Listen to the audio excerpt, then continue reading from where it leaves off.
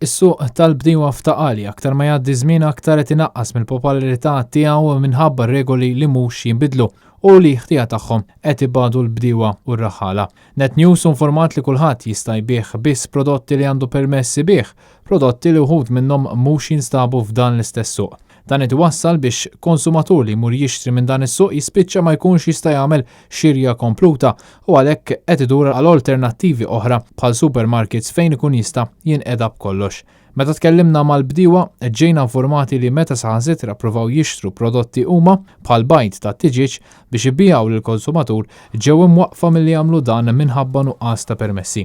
Il-bdiewa qalulna illi min għandu permessi biex ibih prodotti speċifiċi ġieli mhux ikun preżenti fis-suq u għalhekk huma staqsew għal laqgħa man-nies konċernati madwar xarejn ilu, laqgħa li qatt ma saret.